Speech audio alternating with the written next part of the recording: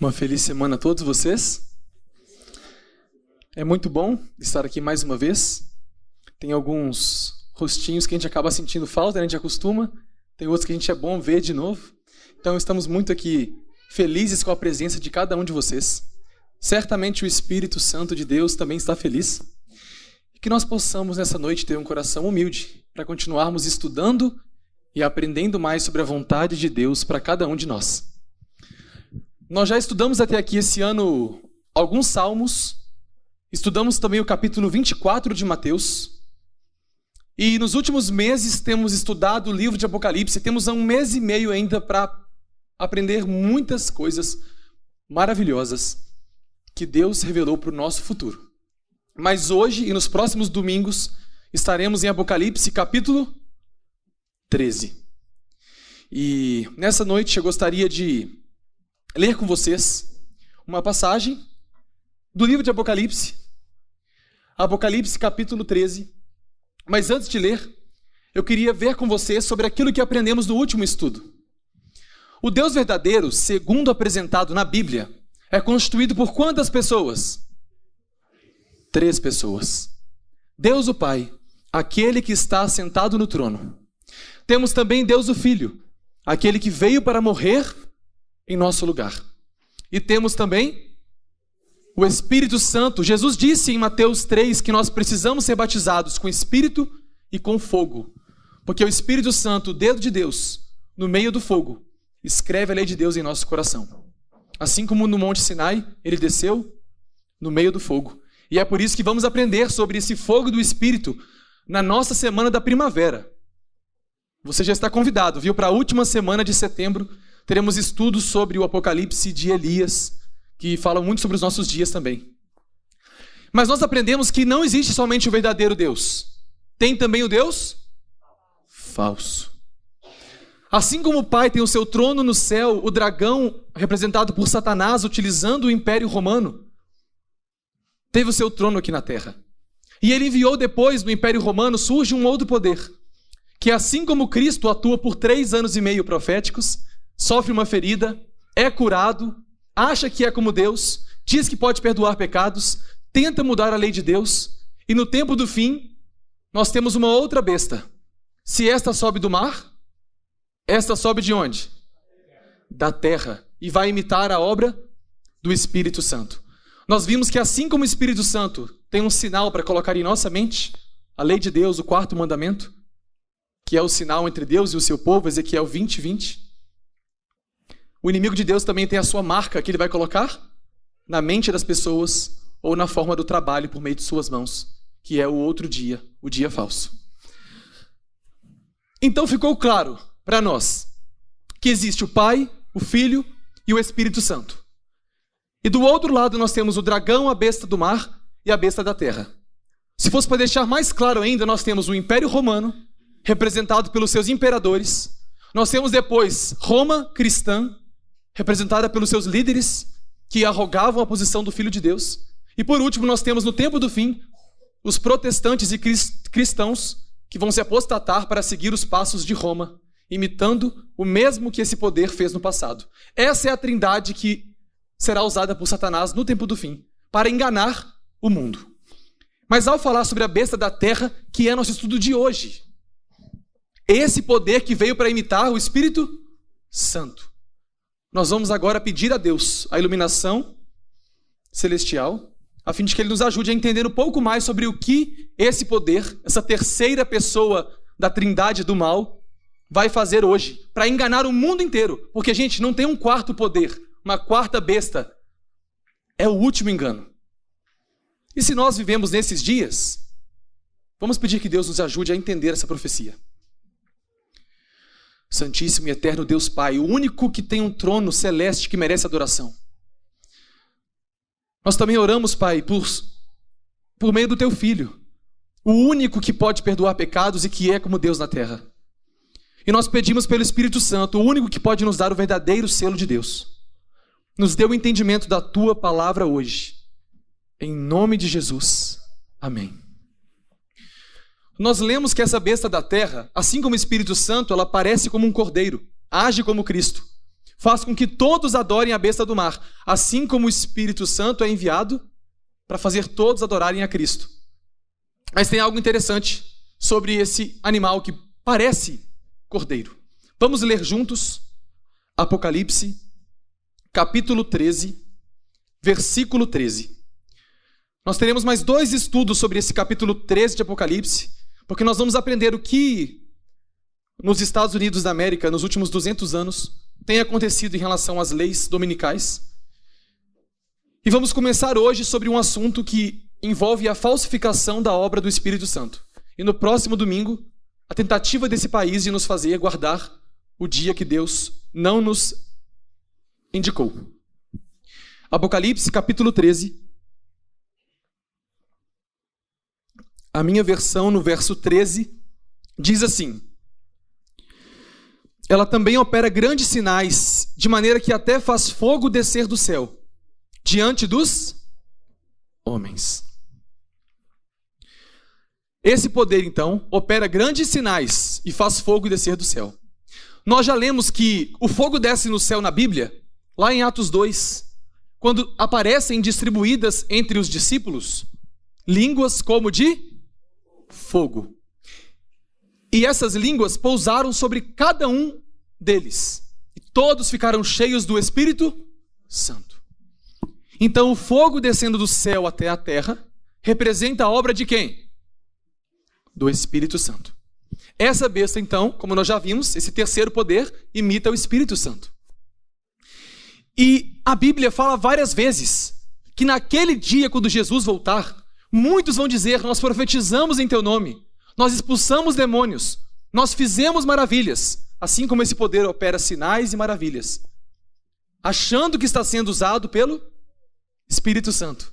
E Deus vai dizer o que para eles? Nunca vos conheci. Mas Senhor, nós adorávamos ao Deus, o Deus triuno. E Deus dirá: mas era outra trindade que você adorava. Não era a trindade verdadeira. Ainda Mateus nos diz, Mateus capítulo 24, que esse poder operaria sinais e prodígios.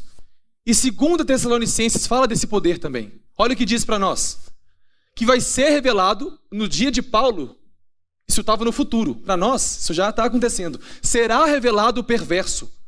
O homem a quem Deus, nós chamamos esse homem de anticristo, né? Essa besta, esse poder. Não é uma pessoa, é uma nação. Um poder que Jesus vai matar com o sopro de sua boca. E vai destruir pela manifestação de sua vinda. A vinda desse poder perverso é segundo a ação de quem? De Satanás, mas parecendo cordeiro. Lobo vestido de cordeiro. Com todo poder, com sinais e com maravilhas. Satanás, ele pode imitar a obra de Deus? Fazer sinais e milagres? É claro que sim. Vocês lembram das pragas do Egito? Foram quantas pragas? Foram 10. Mas até a terceira praga, Satanás imitou o quê? Direitinho. A terceira praga foi a praga das rãs. E tudo que Moisés, com o poder de Deus, fazia, o que os magos do Egito faziam? Igual. Satanás, ele tem um certo poder, ele é um anjo, mas ele não tem o mesmo poder que Deus. Ele pode enganar até um certo ponto, mas nós temos que estar atentos para a verdade, para a palavra. Porque se você vive uma religião procurando na igreja sinais, maravilhas, shows, isso não vai fazer você permanecer. O que permanece é alguém. O que faz com que alguém permaneça é a palavra. E aqui nós começamos a distinguir o verdadeiro Espírito Santo do falso. E vamos continuar hoje vendo sobre isso. Aqui fala que esse poder falso, ele vai fazer o uso de todas as formas de engano para aqueles que estão perecendo, porque eles rejeitaram o amor à verdade. Olha que triste. Pessoas que rejeitam amar a verdade vão ser levadas por sinais, maravilhas e uma imitação da obra de Deus. Então vamos lá. Se o falso fogo que desce do céu é uma falsa obra do Espírito Santo, vamos ver a verdadeira. Abra sua Bíblia em Atos 2. Vamos voltar um pouco aí. E vamos ler o que aconteceu quando o Espírito Santo desceu no Pentecostes. Atos, capítulo 2, e vamos aprender sobre a verdadeira obra do Espírito Santo quando ele desce sobre a terra. Atos, capítulo 2, versículo 5 até o 8. A minha versão diz assim: Ora, estavam habitando em Jerusalém judeus, homens piedosos, vindo de todas as nações debaixo do céu. Então tinham homens de quantas nações? Todas as nações. Depois que aconteceu, irmãos, a Torre de Babel. Depois da Torre de Babel, todas as nações falam a mesma língua? Não. Cada um fala uma língua diferente. Então como é que eles iam ali se entender se não tinha Google Tradutor? Não é mesmo? Como é que um ia poder comunicar com o outro? Versículo 6. Quando, pois, se fez ouvir aquela voz, afluiu a multidão que se possuiu de perplexidade, porquanto cada um os ouvia falar na sua própria língua. Estavam então atônitos e se admiravam, dizendo: Vede, não são porventura galileus todos esses que aí estão falando? E como nós ouvimos falar cada um em nossa própria língua materna. Então, de um lado, você tem a verdadeira obra do Espírito Santo. Ela vem trazer compreensão da palavra de Deus. Pessoas de vários lugares do mundo. Imaginemos que aqui nessa noite houvéssemos alguns aqui da Inglaterra, da França, da Turquia, alguns aqui de Moçambique, outros dos Estados Unidos, outros do Chile. Eu estou pregando e cada um ouve na sua própria língua. Isso na Bíblia é chamado dom de línguas. Está claro? Está claro. Tudo que fugir disso é uma mentira ou uma imitação do poder que vai tentar agir como Espírito Santo no tempo do fim. É por isso que, quando nós continuamos esse estudo, nós olhamos que desde o jardim do Éden, quando houve o pecado, nós temos duas formas de adoração. De um lado nós temos Abel, aquele que escolhe realizar um culto conforme a maneira que Deus indicou. E era o mais simples possível. Um altar de pedras, um animal sacrificado. Mas também desde esse momento surgiu o seu irmão. Qual o nome dele? Caim. E desde que Caim pecou, matou o seu irmão, se afastou dos caminhos de Deus, ele começou a realizar os cultos à sua própria maneira. E vieram os povos pagãos para a terra. Depois de Noé, veio os descendentes de Cão. E os povos pagãos ali habitaram também no Egito e foram com formas de adoração que eram diferentes do modelo de Deus. Sacrificavam aos seus deuses, mas colocaram elementos ali que não tinham no culto verdadeiro. Por exemplo, cortavam suas peles, gritavam, pulavam, giravam, dançavam. Você lembra da história de Elias orando a Deus para descer fogo do céu? Como é que estavam os adoradores de Baal? Se cortando, gritando, não era? Existe o verdadeiro culto e o falso culto. Ambos pensam que estão oferecendo a Deus. E como nós temos essa divisão, você poderia falar, mas o que tem a ver esses cultos de antigamente, antes de Cristo, séculos antes de Cristo nascer, com os cultos de hoje? Simplesmente por um motivo. As línguas chamadas de estranhas, prestem atenção. Isso tudo estará no material que vocês receberão. As línguas chamadas de estranhas existem desde os povos pagãos mais antigos. Na antiguidade, os adoradores de Amon, que é um povo que existe na Bíblia, 1100 antes de Cristo, irmãos, 3000 anos antes de mim e você nascer. Jovens frenéticos passavam noites inteiras balbuciando sons estranhos que ninguém entendia. Mas nós lemos na Bíblia e nós precisamos ficar com a Bíblia e ela somente. O dom de línguas faz com que todos entendam na sua própria língua. Se todo mundo aqui fala português, Deus não precisa enviar esse dom para essa igreja. Mas Ele pode enviar, porque nós já estudamos que todos os dons existem, correto? Até hoje? Profecia, cura, milagres, línguas. segundo a Bíblia estabeleceu. Aqui falam de outros povos, esquimós, índios siberianos, grupos místicos do Japão, hindus, budistas, desde milênios atrás, já falavam e balbuciavam com seus deuses em línguas que ninguém entendia. Isso não é algo que vem do cristianismo. Isso sempre existiu, porque eles entravam em estado de êxtase, eram hipnotizados por causa das músicas que eram tocadas. Simplesmente assim. E quando eles entravam em hipnose, qualquer espírito toma conta. E, irmãos, esses cultos, nós vamos encontrar algo muito interessante, que o cristianismo hoje vai imitar, e é por isso que não tem nada de novo debaixo do sol. Quando nós olhamos para esse rapaz chamado Charles Parham, é ele que foi um dos primeiros homens, talvez não foi o único, mas é um dos mais conhecidos, que trouxe essas práticas antigas de balbuciar em línguas estranhas para dentro do cristianismo. Isso só tem 120 anos, sabia? Até 120 anos atrás era mais comum só nos povos pagãos. Os cristãos não faziam isso. Protestantes, Calvino, Lutero, totalmente contra isso. Mas esse homem um dia, 1901, era a data, me lembro muito bem, ele era um professor e estava tentando revitalizar a sua igreja. Estava lutando lá, sabe, para revitalizar. O que eu faço para trazer mais gente para a igreja? Irmãos, eu não tenho dúvidas da solução. Qual é a solução que vocês acham para trazer mais gente para a igreja? Pregar o evangelho puro. Gênesis, Apocalipse. Nem tira nada, nem adiciona nada. Deuteronômio 4:2. Nem tira, nem adiciona.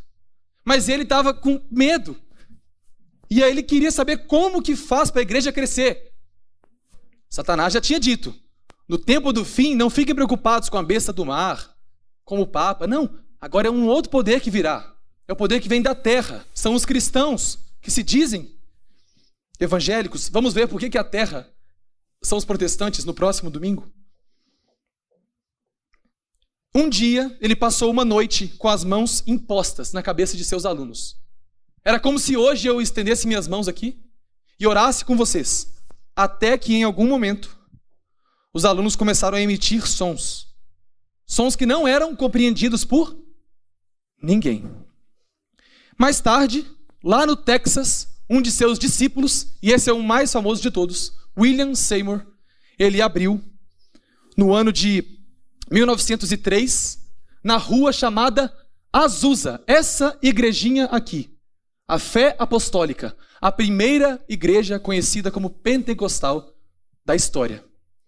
Foi a partir dessa igreja que as pessoas passaram a ficar horas e horas falando em sons incompreensíveis.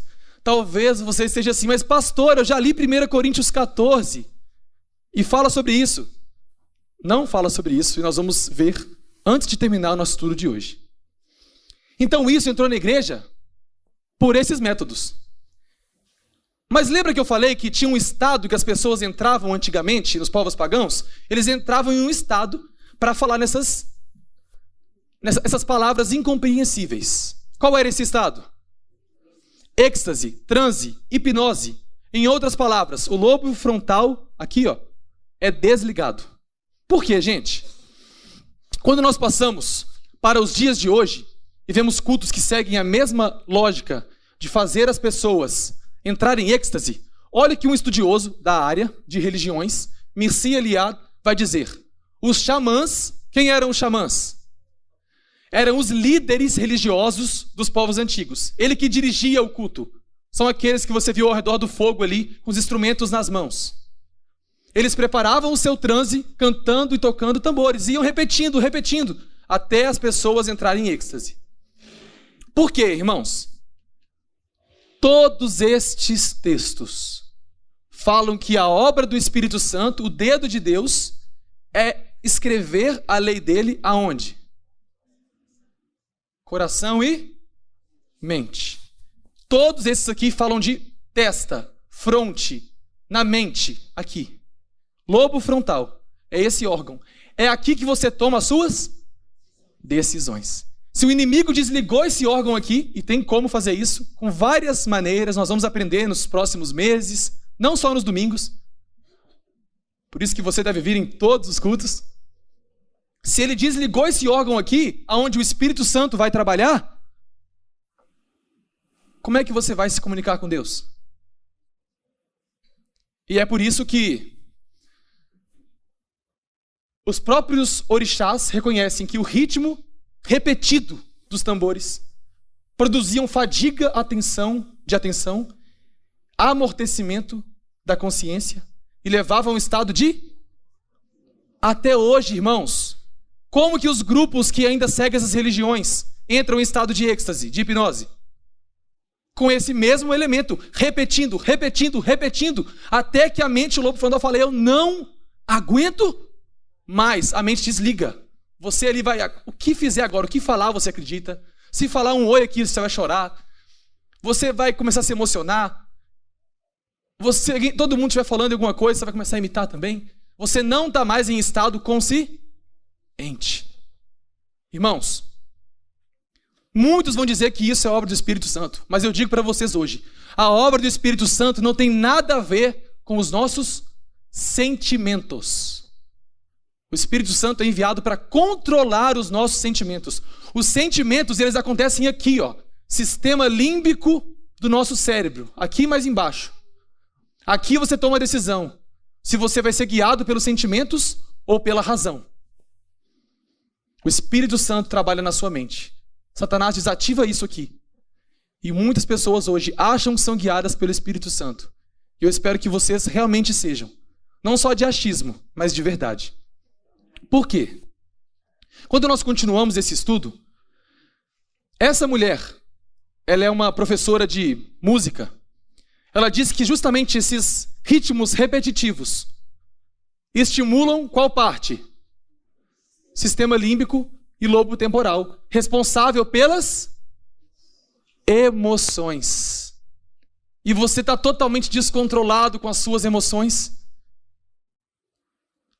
O que o pregador falar, você acredita. O que os outros fizerem, você faz. Não importa o que está sendo pregado. Importa se eu vou sentir o Espírito Santo. Me mostre um versículo na Bíblia, irmãos, aonde Deus fala que você tem que sentir o Espírito Santo. Nós sentimos muitas coisas através dos 5 sentidos. Mas o Espírito Santo trabalha na nossa razão. Ele quer te ensinar a palavra de Deus. Por isso, nada que venha antes aqui da mensagem pode ter elementos que te levam a um estado de hipnose. Ah, mas eu não sinto que eu estou... É assim mesmo que acontece. Se você sentisse, você não estaria. Você estaria consciente. Irmãos, olha o que esse estudioso vai dizer sobre as igrejas do século 21. 20 e 21. O profetizar em uma revelação espontânea na igreja e o falar em línguas estranhas tirou o enfoque do conhecimento de Deus através de sua palavra. E agora o foco está no conhecimento de Deus através da... Não importa mais o que eu aprendo aqui no púlpito, e sim o que eu... Sim. O que você aprendeu na igreja hoje?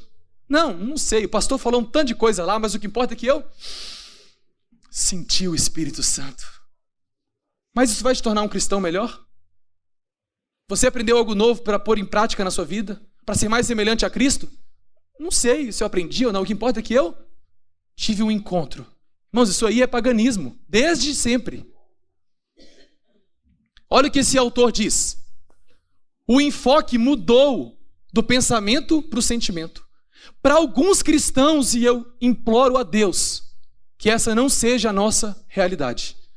Para alguns cristãos, o desejo por experiências carismáticas tirou de cena, eclipsou o desejo por aprender de Deus pela Bíblia.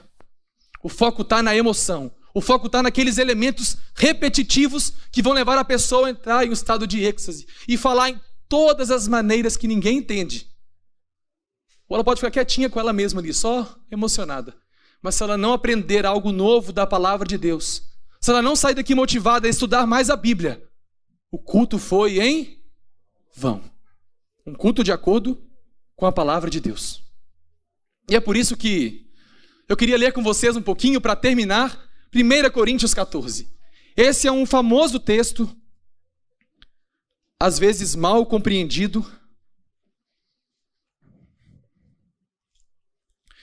que fala sobre o dom de línguas.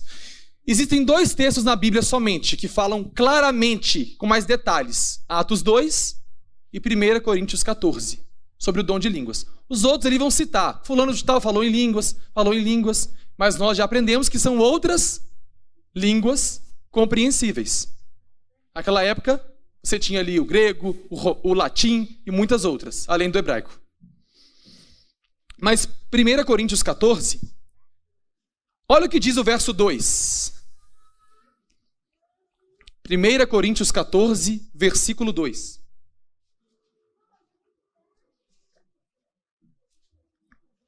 A minha versão diz assim: pois quem fala em outra língua não fala a homens, senão a Deus, visto que ninguém entende, e em espírito fala mistérios. Todas aqui está escrita outra língua?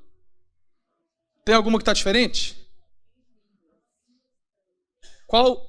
Falou língua estranha, está em qual versão? Ok, Ana, língua estranha? Outra língua. Oi, Valmiro, como que está na sua?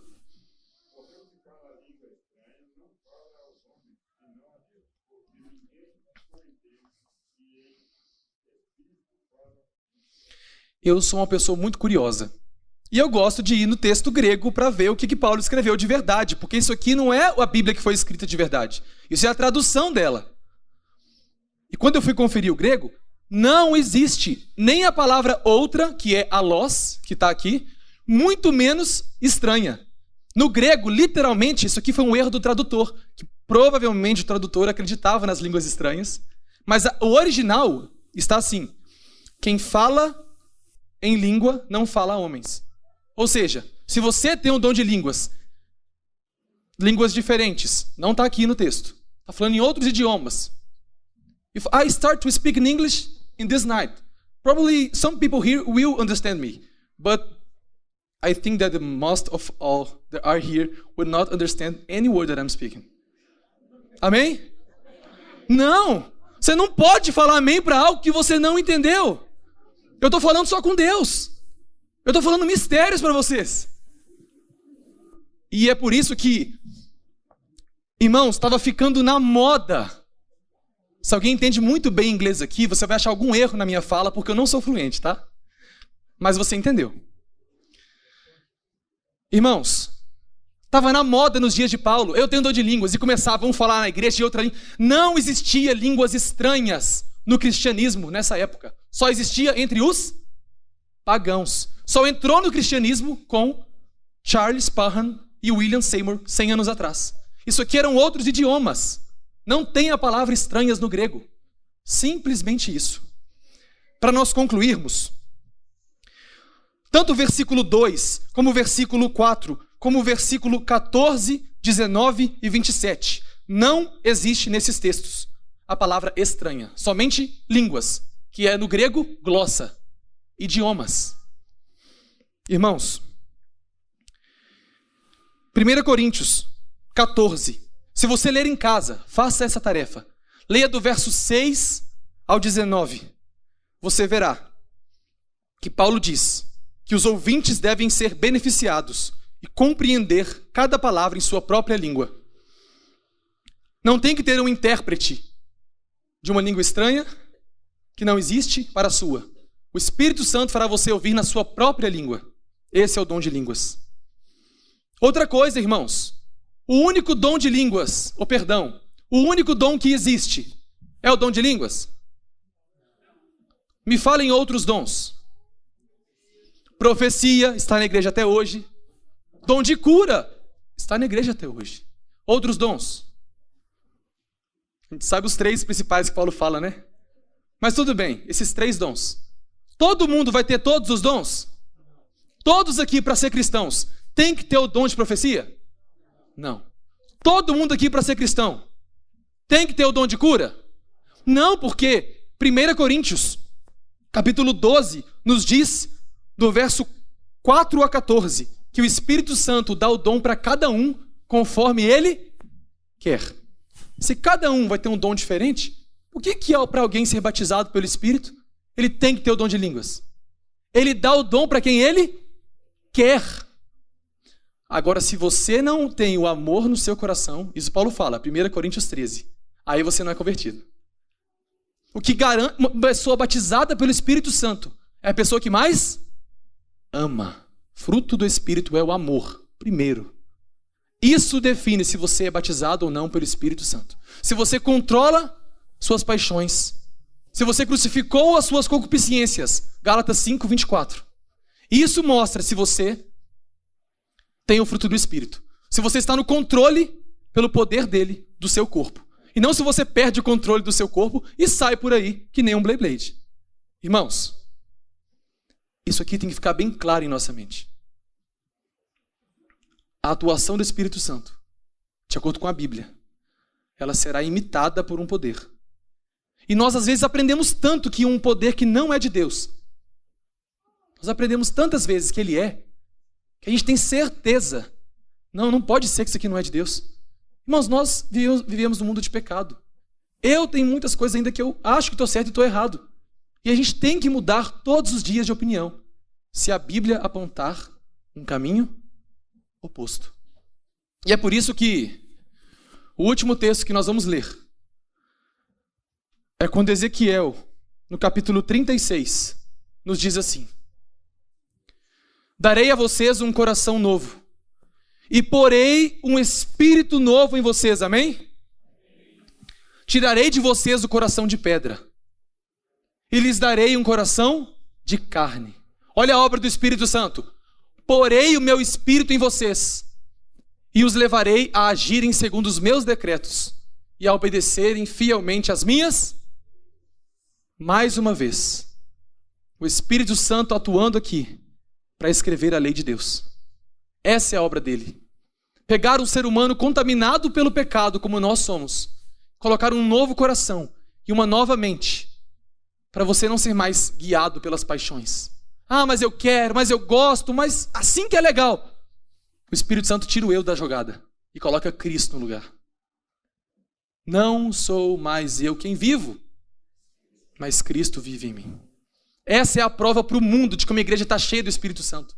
Não são sinais, prodígios e milagres, porque isso até o inimigo de Deus pode fazer.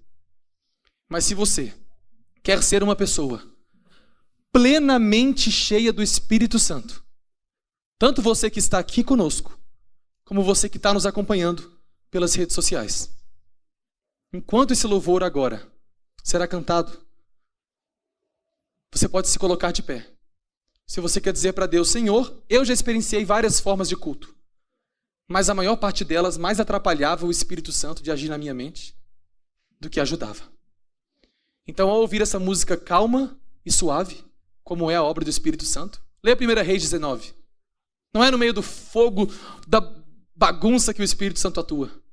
1 Reis 19, ele aparece para Elias na calmaria. Permita que o Espírito Santo acalme seu coração, te dê uma nova vida e te ajude a ser guiado pela palavra de Deus.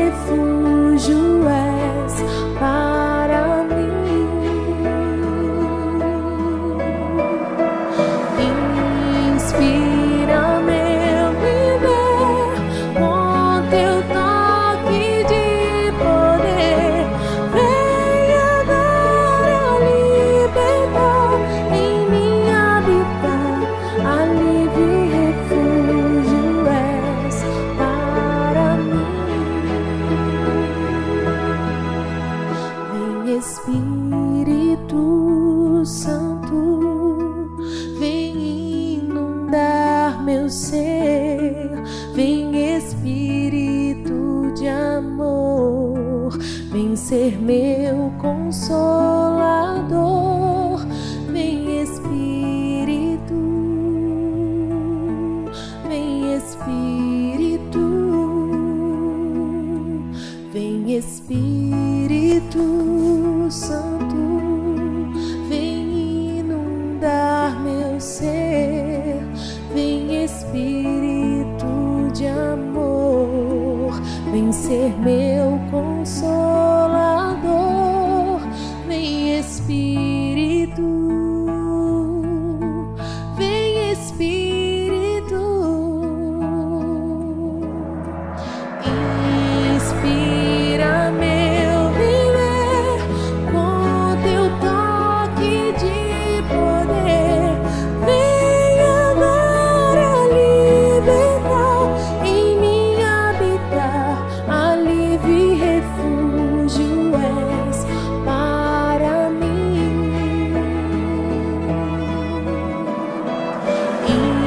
Inspira meu viver com teu toque de poder. Vem agora libertar, em mim habitar, alívio e refúgio és para mim.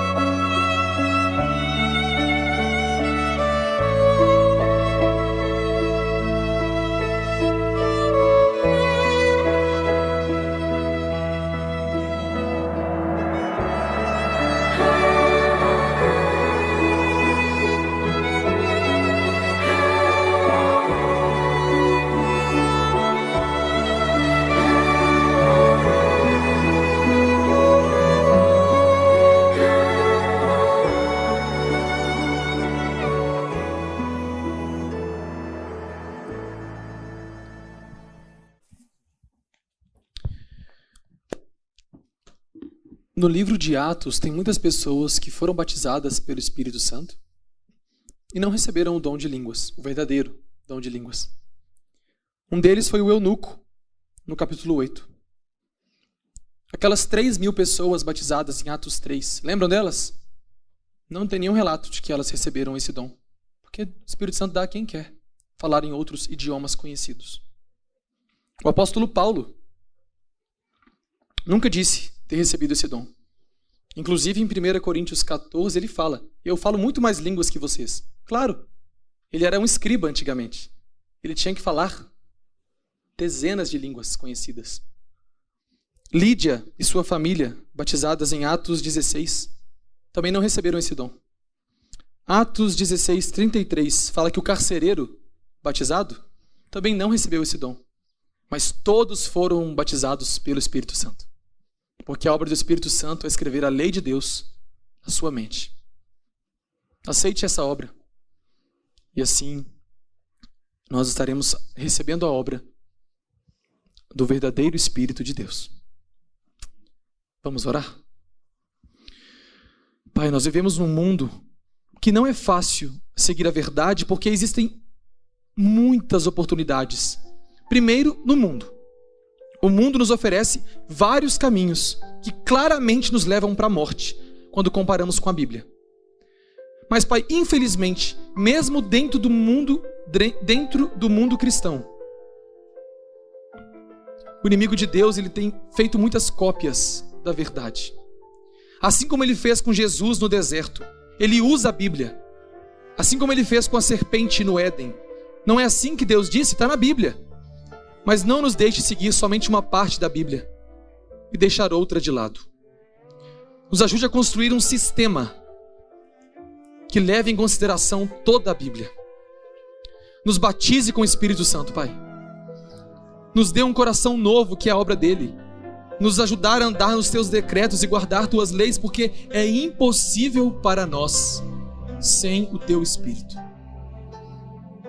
Enquanto no tempo do fim, esse poder que sobe da terra vai imitar a obra do Espírito Santo, produzindo um falso culto, nós queremos nessa noite oferecer para ti um verdadeiro culto.